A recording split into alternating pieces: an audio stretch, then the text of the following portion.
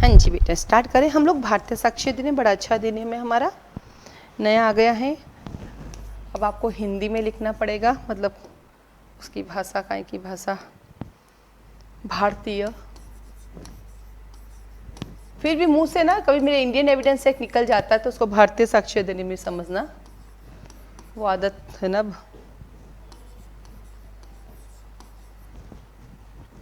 अब पहले तो शॉर्ट में एक्ट लिख देते थे, अब तो अधिनियम पूरा लिखो, अधिनियम।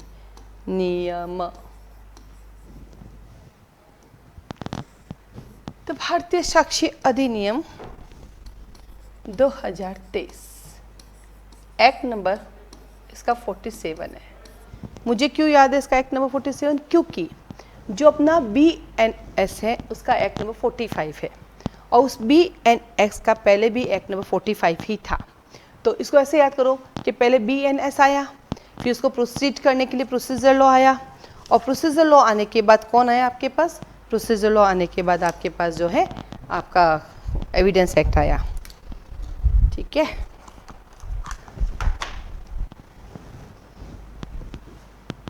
हाँ जी, आगे बढ़ते हैं।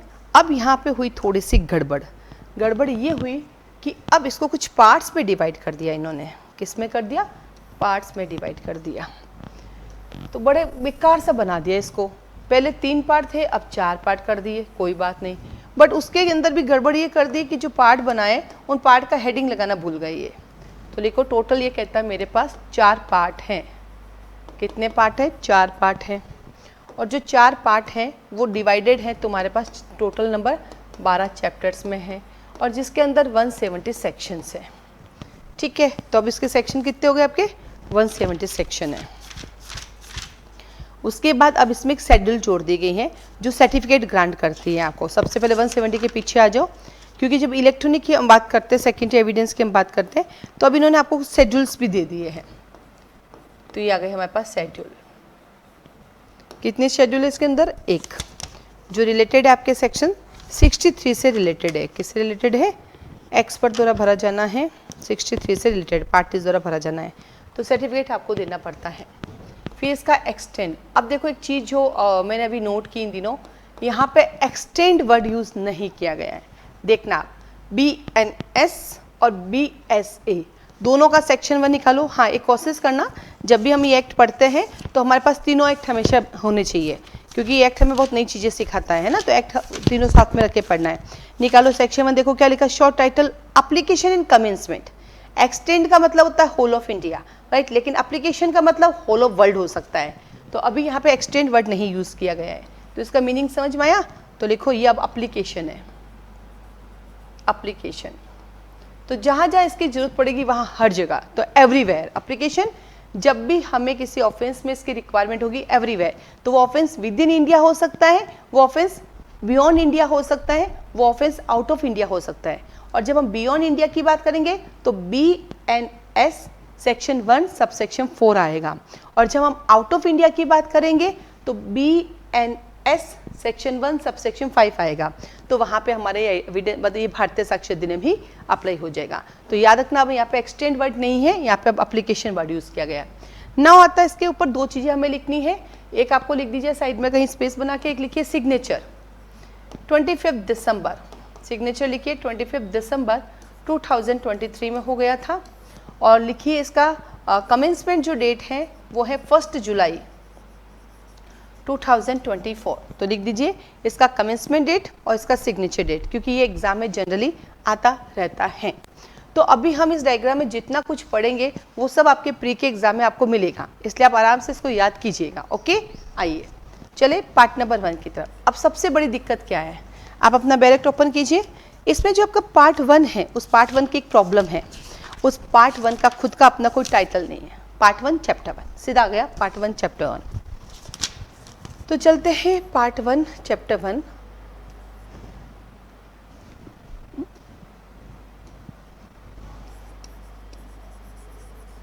चैप्टर 1, और इसका खुद का नाम है प्रीलिमिनरी। वो तो आप जो भी कानून पढ़ते हो सब में आपको देखने को मिलेगा।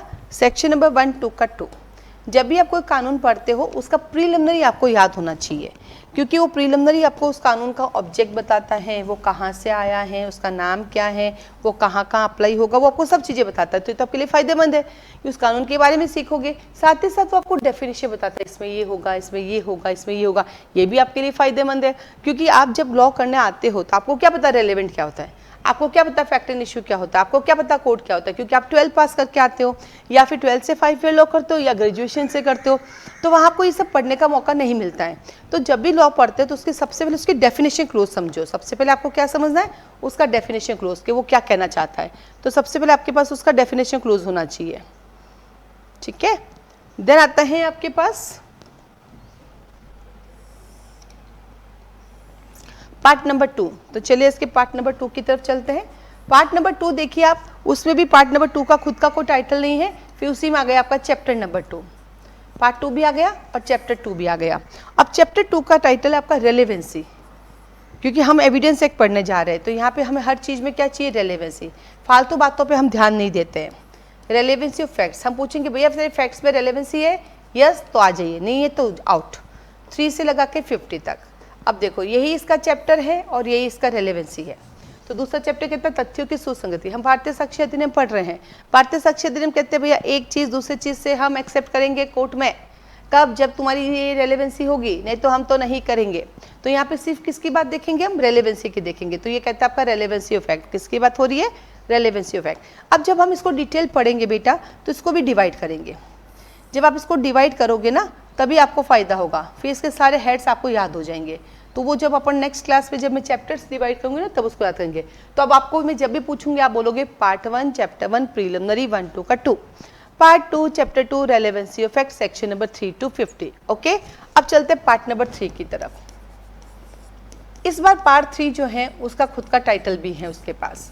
पार्ट 3 का टाइटल क्या है देखिए, ये कहता है ऑन प्रूफ, सबूत दीजिए भाई, ऑन प्रूफ। देखिए यहाँ पे आता है सबूत के विषय में, जो बात करता है सेक्शन नंबर 51 से लेकर 103।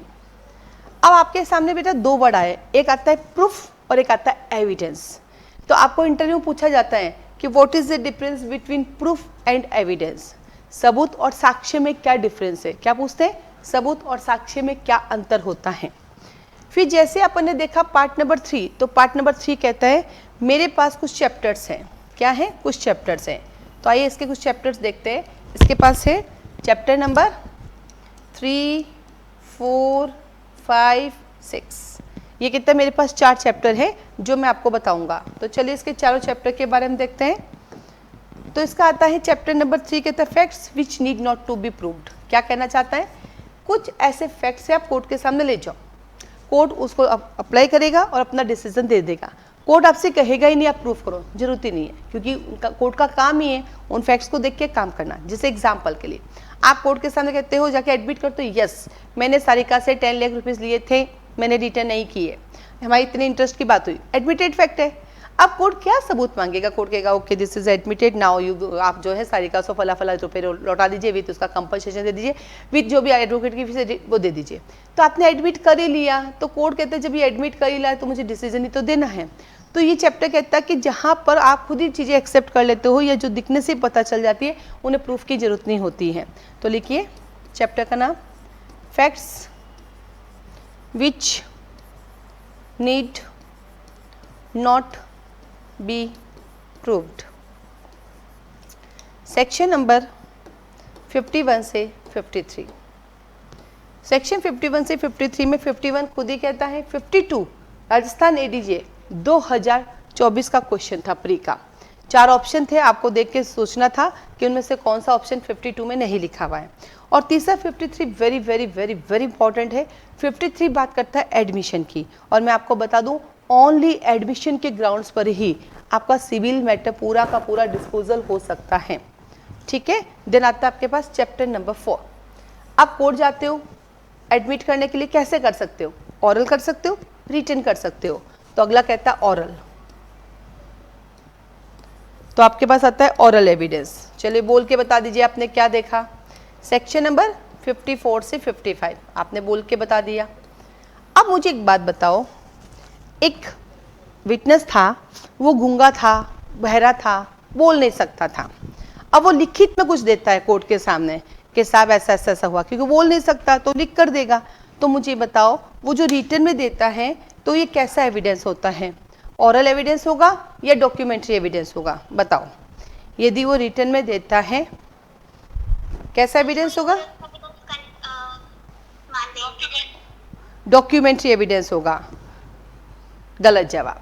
जो आदमी बोल नहीं सकता वो लिख कर देता है वो ओरल एविडेंस ही कहलाता है कोमल। ठीक है, ओके। दूसरा सवाल, अगला सवाल मेरा, न्यूज़पेपर में खबर आती है कैसा ऐसा ऐसा फला फला फला फला हुआ, ये ओरल एविडेंस है या डॉक्यूमेंट्री एविडेंस है? ये भी ओरल एविडेंस है, क्योंकि न्यूज़ वाला सबको घर घर जाके नहीं बोल सकता, इसलिए वो अखबार के थ्रू बता देता है, तो ये भी ओरल एविडेंस है। क्योंकि मैंने कोई खबर देखी, आस्था ऐसा ऐसा हुआ, फ़ोन पे बता दिया, नहीं टाइम मिला लिखित पे भेज दिया, तो ये ओरल है। तो डॉक्यूमेंट का मतलब क्या होता है? डॉक्यूमेंट वो होता है बेटा जो कोई राइट क्रिएट करता है, या डॉक्यूमेंट में कोई एंट्रीज होती हैं, या डॉक्यूमेंट तुम्हें कोई राइट को लिमिटेड करता है, एक्सटिंग्विश करता है। डॉक्यूमेंट वो जो कोई लाइबिलिटीज देता है। अखबार क्या लाइबिलिटी देती है? कुछ भी नहीं देती है। तो डॉक्यूमेंट्री एविडेंस हमेशा आस्था वो होता है जिससे तुम्हें कुछ मिला है। अखबार की खबर इस, अच्छा मान लीजिए अखबार की न्यूज़ डॉक्यूमेंट्री मान ली, तो फिर न्यूज़ चैनल में जो न्यूज़ आती है वो ओरल एविडेंस है या वो डॉक्यूमेंट्री है, वो इलेक्ट्रॉनिक है? वो भी ओरल एविडेंस है, बोल के बताता है तुम्हें। ठीक है, तो ध्यान रखना। लेकिन जो मोबाइल है तुम्हारा, मोबाइल की जो कॉल रिकॉर्ड है वो आती है एज ए पर्ची में छपकर और उसको यूज़ करते हैं, वो कॉल रिकॉर्ड क्या है? वो डॉक्यूमेंट्री एविडेंस है, क्योंकि उससे तुम्हें पता चलता है फ़ोन गया आया, फ़ोन गया आया, सब छप के आता है वो। और उससे क्या होता है? कुछ चीज़ प्रूफ होती है। तो जो देखा तुमने, तुम बोल नहीं सकती इसलिए लिख के दे दिया। अब न्यूज़ वाले जा रहा था, देखा सब कुछ गंदगी, लिख दिया सब गंदगी, ये ओरल एविडेंस है। तो हमें ये सोचना पड़ेगा कि सिर्फ लिखने से वो डॉक्यूमेंट नहीं बन जाता और सिर्फ बोलने से वो ओरल नहीं बन जाता। कभी कभी बोलना भी डॉक्यूमेंट होता है और कभी कभी लिखना भी ओरल होता है। तो कैसे पता चलेगा तुम्हें? उसकी इंटेंशन से, उसके सेंस से, उसकी लाइबिलिटी से, उसकी ड्यूटी से, उसके राइट से, कि वो क्या तुम्हें शो कर रहा है, क्या तुम्हें दे रहा है ना। चलिए, तो ये ओरल एविडेंस 54 से 50। अब इस ओरल एविडेंस में एक और नया एविडेंस है और उस एविडेंस का नाम है हियरसे एविडेंस। कैसे? जैसे मैंने कहा आस्था आस्था तुझे पता राम ने श्याम का मर्डर कर दिया, ठीक है, अब मैं अवेलेबल नहीं थी, तुम कोर्ट जाती हो, तुम कोर्ट में कहती हो उर्मिला मैडम ने मुझसे कहा था कि राम ने श्याम का मर्डर किया। तो कोर्ट तुमसे पूछेगी आस्था कि क्या तुमने मर्डर करते हुए देखा? तो तुम क्या कहोगी? नहीं सर, मैंने मर्डर करते हुए तो नहीं देखा, लेकिन मैंने सुना। तो जो तुमने सुना तो उसको क्या बोलेंगे बेटा? Hearsay evidence.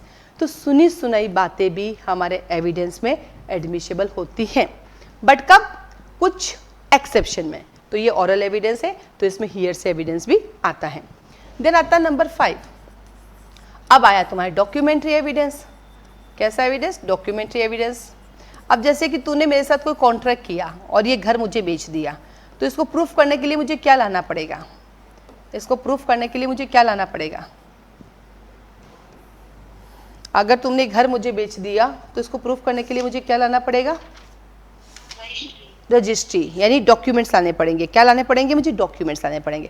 कहने से हो जाएगा? नहीं। वैसे तो मेरा भारतीय संविदा अधिनियम इंडियन कॉन्ट्रैक्ट एक्ट कहता है, क्या कहता है इंडियन कॉन्ट्रैक्ट एक्ट? वो कहता है कि हम प्रॉमिस जो है ओरल भी कर सकते हैं और रिटर्न भी कर सकते हैं।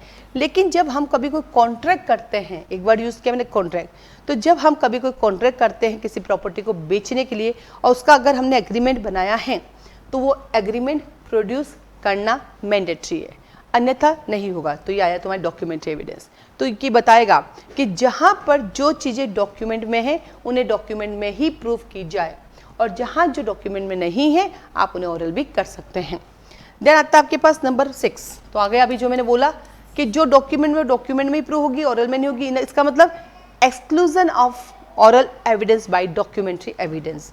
तो अगला लिखो, exclusion of oral by documentary evidence। Section number 94 से 103। तो क्या कहता है? तो ये कहता है कि दस्तावेजी साक्ष्यों के द्वारा मौखिक साक्ष्यों का अपवर्जन किया जाना। दस्तावेजी साक्ष्यों के द्वारा मौखिक साक्ष्यों का अपवर्जन किया जाना। ओके, तो ये आ गए हमारे चारों। तो chapter 1 part 1 preliminary, part 2 chapter 2 relevancy fact और पार्ट 3 ऑन प्रूफ, जिसके पास चैप्टर 3 है facts need not to be proof, chapter 4 आता है ऑरल, चैप्टर 5 आता है डॉक्यूमेंट्री और चैप्टर 6 आता है exclusion of oral evidence by documentary. Then आता है आपके पास पार्ट नंबर 4। अब आता है आपके पास पार्ट नंबर 4। पार्ट 4 कहता है कि भैया तुम्हारे पास प्रीलिमिनरी आ गया, तुम्हारे पास रेलेवेंसी आ गई, ठीक है, तुम्हारे पास प्रूफ आ गया, अब क्या करें, अब लेके आ जाओ इसको कोर्ट में। तो पार्ट 4 कहता है production and effect of evidence. अब तुम्हारे पास जो एविडेंस है उन्हें आप प्रोड्यूस कर दो, और जब आप प्रोड्यूस करोगे तो हम देखेंगे उसका इफेक्ट क्या होगा। तो लिखिए production and effect of evidence, section number 104 से 170। क्या कहता है हिंदी वाले? साक्ष्य का पेश किया जाना और उसका प्रभाव। आप साक्ष्य को पेश कर दो, हम उसका इफेक्ट देख लेंगे। तो साक्ष्य को आपने पेश कर दिया, कर लीजिए। कैसे करोगे साक्ष्य को पेश? आइए करते हैं। अब इसके पास है चैप्टर नंबर 7, 8, 9, 10, 11 और 12।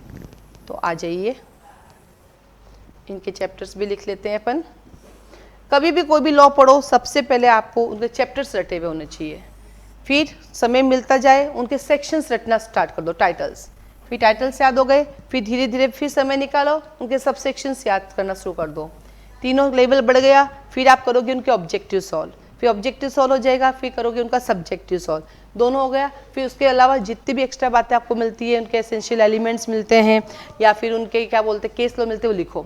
एक रूटीन बनाओ, रोज पढ़ो, मतलब रोज पढ़ो। हमारी प्रॉब्लम क्या है, हम रोज नहीं पढ़ते बस।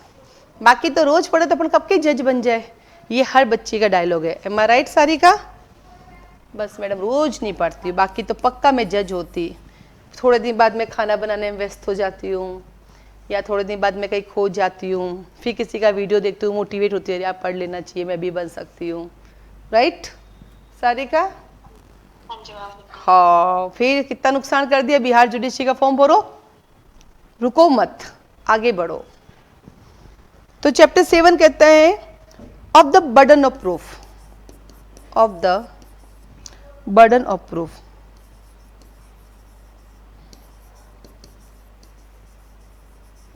सबूत के भार के विषय में, सेक्शन नंबर 104 से 120। बर्डन ऑफ प्रूफ किसको होता है? ऑब्वियसली जो कोर्ट से कहता है जज साहब मेरी बात पे भरोसा करो, जो जज साहब को कहेगा मेरी बात पे भरोसा करो, बर्डन ऑफ प्रूफ उसी पर्सन पर होता है। तो लिखो in civil matter burden of proof, in civil matter burden of proof plaintiff पर होता है, और in criminal matter burden of proof, in criminal matter burden of proof defendant sorry prosecution पर होता है। In criminal matter burden of proof prosecution पर होता है। ठीक है, अब क्या ऐसा कभी हो सकता है कि बर्डन ऑफ प्रूफ डिफेंडेंट पे चला जाए, या कभी ऐसा हो सकता है कि बर्डन ऑफ प्रूफ अक्यूज्ड पे चला जाए? बिल्कुल, हमारा पूरा कानून ही एक्सेप्शन से भरा हुआ है, और समय के साथ एक्सेप्शंस आते हैं और बर्डन ऑफ प्रूफ भी बदलता रहता है। ओके, चलिए नंबर 8 कहता है एक बार जो तूने कह दिया सो कह दिया, अब तुम डिनाई नहीं कर सकते। इसे कहते हैं आपका एस्टोपल। तो लिखिए एस्टोपल। तो ये है आपका एस्टोपल, हिंदी में बोलते हैं इसको विबंध। 121 से 123। अब भैया ये एस्टोपल क्या होता है? एक बार मैंने वचन दे दिया तो दे दिया, अब मैं पीछे नहीं हटती, इसे कहते हैं विबंध। तो कहने के बाद आप अपनी बात से डिनाई नहीं कर सकते। माना कि ये कंक्लूसिव प्रूफ नहीं होता है, बट आप डिनाई भी नहीं कर सकते। लिखो इसके बारे में 5 बातें।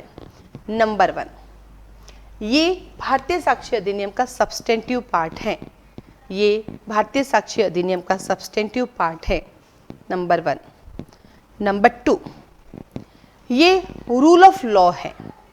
What rule of law? Why rule of not procedure? अब सुनो, एक नई चीज सिखाती हूँ। जो चीजें आपको भारतीय साक्ष्य अधिनियम में दिखेगी उन्हें बोलेंगे रूल ऑफ लॉ, और जो चीज़ें आपको CPC में दिखेगी या BNSS में दिखेगी उन्हें बोलेंगे रूल ऑफ प्रोसीजर। ये बाय डिफ़ॉल्ट है और ये प्री में चीज़ें आती रहती है, तो उन्हें क्या बोलते हैं बेटा? Rule of procedure. ठीक है, तो दूसरा क्वेश्चन ये rule of procedure, rule of law है। तीसरा, ये सिर्फ सिविल मैटर में अप्लाई होता है, क्रिमिनल मैटर में अप्लाई ही नहीं होता है। देखो तीसरा, ये ओनली सिविल मैटर में ही अप्लाई होता है, ये क्रिमिनल मैटर में अप्लाई नहीं होता है। लिख दिया नंबर 3। नंबर 4, ये TP में भी दिखाई देता है। कहाँ दिखाई देता है? Section number 43। नंबर 5, ये पार्टनरशिप एक्ट में भी दिखाई देता है। कहाँ पर? Partnership act section number 28। तो ये एस्ट्रोपोल हमें बहुत सारी जगह पे दिखाई देता है और ये कहता है गणेश जी, यू नो गणेश जी, वो गणेश जी भोलेनाथ के पुत्र, सुपुत्र, माँ पार्वती मैया के पुत्र। एक बार मैंने वचन दे दिया तो दे दिया। ये भी कहता है एक बार मैंने कह दिया सो कह दिया। अब तो गर्दन भी कट जाए तो फर्क नहीं पड़ता है। अब आगे चलते हैं एस्ट्रोपोल के बाद चैप्टर नंबर 9। चैप्टर 9 कहता है मैं हूं आपके ऑफ विटनेसेस। चलो भाई विटनेसेस को बुला लीजिए, ये लीजिए आ गए आपके विटनेसेस। सेक्शन नंबर 124 से 139। अब चैप्टर नंबर 9 आपको समझाता है विटनेसेस कौन होता है, कौन दे सकता है। आप दे सकते हो, मैं दे सकती हूँ, ऑब्वियसली छोटा बच्चा दे सकता है, बूढ़ा आदमी दे सकता है, नहीं।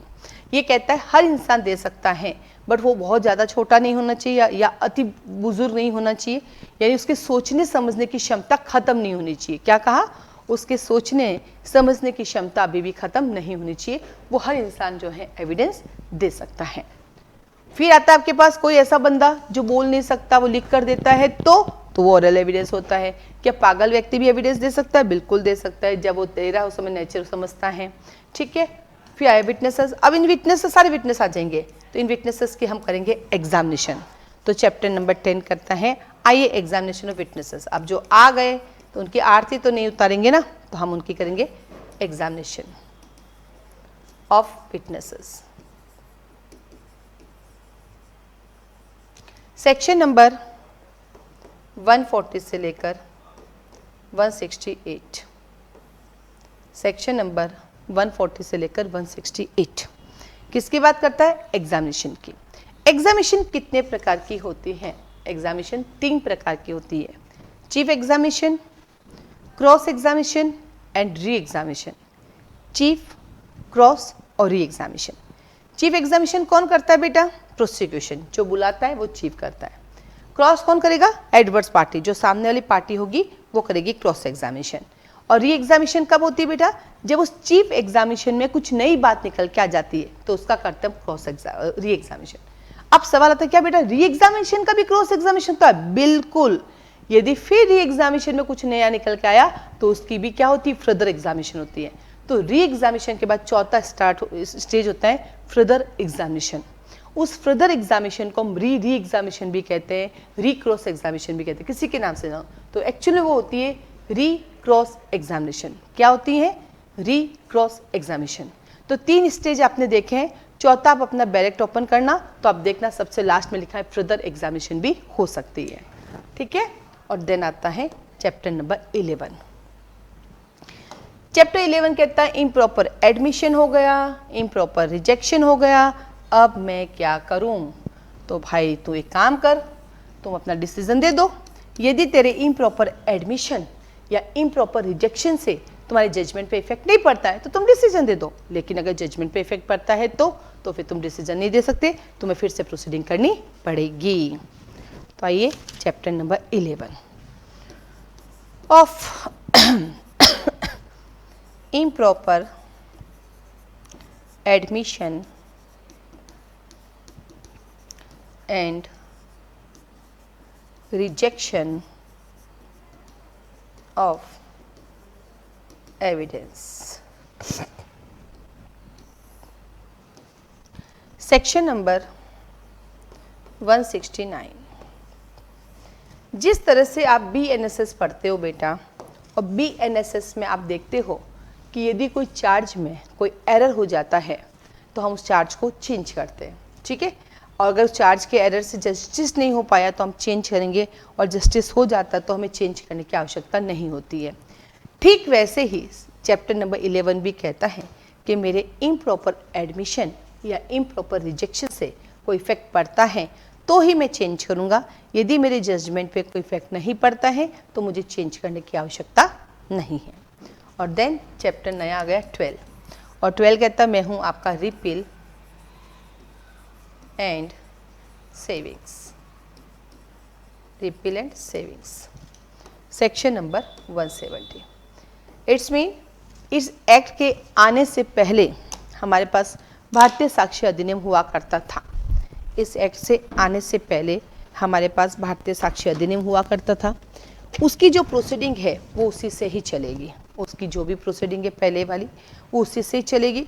अब जो नई प्रोसीडिंग आएगी वो नए वे से चलेगी, तो पहले वाली पहले से चलेगी और नई वाली नए से चलेगी। ठीक है, ओके। अब आइए कुछ छोटी मोटी चर्चाएं करते हैं। चर्चा ये है कि भारतीय साक्ष्य अधिनियम की नेचर कैसी है, इसकी नेचर कैसी है। तो लिखो ये एक प्रोसीजर लॉ है। कैसा लॉ है? ये एक प्रोसीजर लॉ है। तो प्री का सवाल में क्या लिख के आओगे बेटा? ये एक प्रोसीजर लॉ है। कुछ ऐसे स्टेट है जिनका प्री निकालना बहुत इजी होता है, जैसे कि गुजरात, क्योंकि उसमें से 50 नंबर ही लाने होते हैं। ठीक है। कुछ ऐसे स्टेट है जिनका प्री निकालना ही चैलेंजेबल होता है, जैसे राजस्थान, क्योंकि वहाँ लॉ का कोई वैल्यू नहीं होता है, वहाँ पे हिंदी ग्रामर इंग्लिश ग्रामर का वैल्यू होता है। जो हिंदी इंग्लिश कर लेगा वो प्री निकाल लेगा। तो गुजरात जैसे स्टेट के लिए जहाँ मिनिमम मार्क्स होते हैं वहाँ आप निकाल सकते हो, या फिर महाराष्ट्र जैसे जहाँ पे सिर्फ लॉ आता है और जहाँ पे क्या बोलते हैं जीके वीके नहीं आता है और नेगेटिव मार्किंग है। तो सबसे ईजी पूरे इंडिया में प्री निकालना है वो 2 ही स्टेट हैं, एक महाराष्ट्र और एक गुजरात। और इतने इजी क्वेश्चन आते हैं कि आप पिछले साल का गुजरात और महाराष्ट्र का पेपर उठा के दो, आप कहोगे ये क्या पूछा है, ये कोई क्वेश्चन है क्या? हाँ, गुजरात में एक प्रॉब्लम है, पिछली बार वाला पेपर तो बहुत ईजी आया। कभी कभी गुजरात जो है 50 क्वेश्चन रीजनिंग के जीके के पूछ लेता है, तब गड़बड़ कर देता है। ठीक है, तो वहाँ पर क्वेश्चन आता है। और एडीजे एग्जाम, जैसे दिल्ली एडीजे का एग्जाम देने जाओ, राजस्थान एडीजे का एग्जाम देने जाओ, प्री का पेपर एमपी का जाओ, इतना इजी पूछते हैं।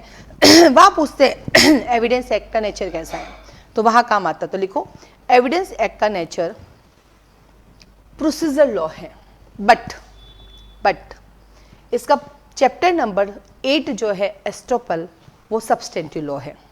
तो अब आपके दिमाग में आएगा अरे यार इसका तो एक चैप्टर सब्सटेंटिव लॉ है, तो क्या होगा?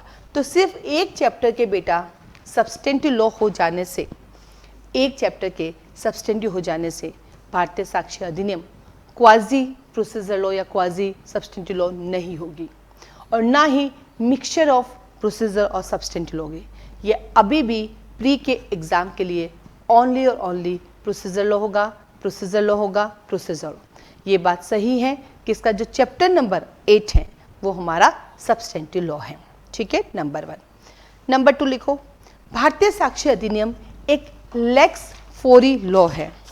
कैसा लॉ है बेटा? लेक्स फोरी लॉ है। और आपके ना कोर्स में एक और कानून है, वो भी लेक्स फोरी है, और वो कौन सा कानून है? Limitation act. तो लिखो भारतीय साक्ष्य अधिनियम एक लेक्स फोरी लॉ है, और सेम टू सेम ऐसा एक लॉ हमारे पास कौन सा है? लिखो लिमिटेशन एक्ट। लिमिटेशन एक्ट भी हमारा लेक्स फोरी लॉ है। इन दोनों की आदत है, ये जहाँ जहाँ अप्लाई होना होता ना, तो जैसा देश वैसा भेज, उसके अकॉर्डिंग ही अप्लाई हो जाते हैं, इनको कुछ और सोचने की जरूरत होती है। तो लिखो ये एक लेक्स फोरी लॉ है और लिमिटेशन एक्ट भी लेक्स फोरी लॉ है। अब आता है ये प्रोसीजर लॉ, तो मैंने बोला, पर पता है ये एडजेक्टिव लॉ भी है। वो कैसे हुआ? ये भारतीय साक्ष्य अधिनियम केवल प्रोसीजर लॉ नहीं है, ये एक विशेषण लॉ भी है, ये एडजेक्टिव लॉ भी है। ये सिविल में भी काम आता है, ये क्रिमिनल में भी काम आता है, ये रेवेन्यू में भी काम आता है। तो लिखो भारतीय साक्ष्य अधिनियम, तीसरा पॉइंट लिखो, ये एक एडजेक्टिव लॉ है, ये एक विशेषण लॉ है, और ये सिविल क्रिमिनल, ये civil criminal as well as revenue laws पे भी काम आता है। बट ये भाई साहब एक जगह काम नहीं आते हैं। बताओ ऐसी कौन सी जगह जहाँ ये काम नहीं आते हैं? तो लिखो आर्बिट्रेशन एक्ट पर ये अप्लाई नहीं होता है। किस पे अप्लाई नहीं होता है? ये आर्बिट्रेशन एक्ट पर अप्लाई नहीं होता है। आज भी आर्बिट्रेशन एक्ट पे इसका कोई रोल नहीं होता। यही हमारा प्री का क्वेश्चन है। तो अभी हमने जितना भी पढ़ा ये आपका रटाफिकेशन होना चाहिए। और मैं आपको बताती हूँ, कोई भी एग्जाम में जाओ आपको इस पूरे चैप्टराइजेशन में से 3 क्वेश्चन मिनिमम आपको प्री के एग्जाम में मिलते ही मिलते हैं। एग्जाम निकालने के लिए कानून को रटना नहीं होता पूरा, सिर्फ समझना होता है वो कहना क्या चाहता है। जितना ज़्यादा स्मार्ट स्टडी करोगे उतना एग्जाम निकलेगा, जितना गैलो की तरह पढ़ोगे उतना ज़्यादा फिर फंसते जाओगे, एग्जाम ही आपका कभी निकल ही नहीं पाएगा। ठीक है, चलिए बाकी काम करेंगे नेक्स्ट क्लास में। यहाँ तक किसी का कोई सवाल है तो मुझसे पूछो। रेवेन्यू, सिविल, क्रिमिनल और रेवेन्यू।